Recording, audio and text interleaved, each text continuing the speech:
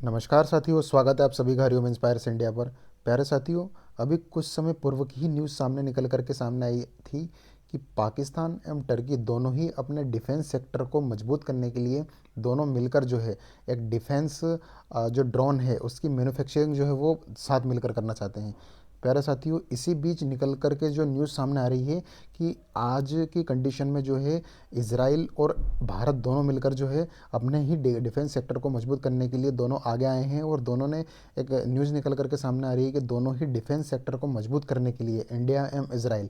और तुर्की एवं पाकिस्तान को जो है काउंटर तरीके से एक जवाब देने के लिए जो है इस प्रकार का जो है प्लान जो है वो भारत और इसराइल के द्वारा बनाया गया है। प्यारे साथियों, इसराइल के साथ जो भारत की डिफेंस सेक्टर की जो एमुनेशन हो, चाहे किसी प्रकार के गोला बारूद एवं हथियार हो, उसकी जो इंपोर्ट जो एक्सपोर्ट की जो पॉलिसी है उसमें कमी दिखाई पड़ रही है साफ तौर पर। पहले भारत जो है काफ़ी जो सामान है, चाहे बारूद है, वो काफ़ी जो है इसराइल से इंपोर्ट करता था। लेकिन अब जो देखने में आ रहा है कि यूएस एवं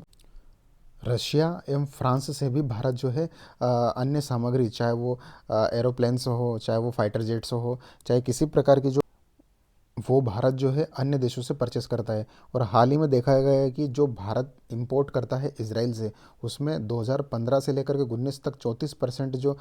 इंपोर्ट करता था भारत, वो उसमें काफ़ी कमी आ गई है पिछले कुछ सालों में। तो ऐसे में कहीं ना कहीं यह एक भारत भारत एवं इसराइल का जो एक तरीके से जो डिफेंस डील है वो कहीं ना कहीं दोनों जो अपने देशों की जो डिफेंस सेक्टर है उसको बढ़ावा जरूर मिलेगा इस चीज़ को।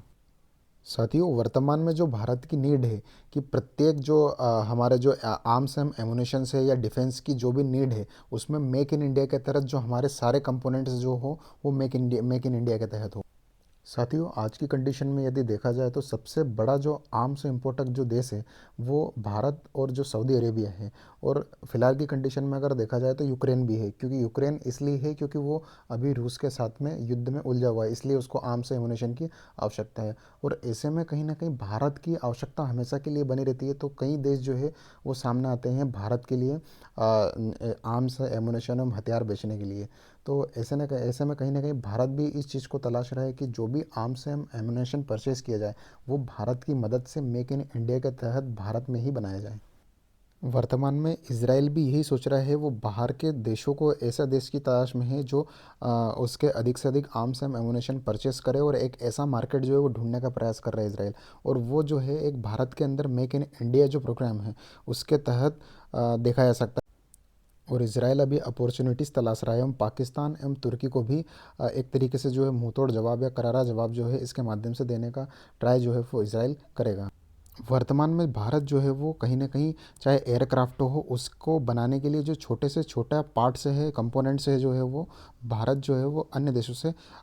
इंपोर्ट करता है। तो ऐसे में कहीं ना कहीं भारत भी मेक इन इंडिया के तहत यह बनाएगा, पार्ट्स कंपोनेंट यहीं बना के उसी चीज़ को असेंबल करेगा। तो कहीं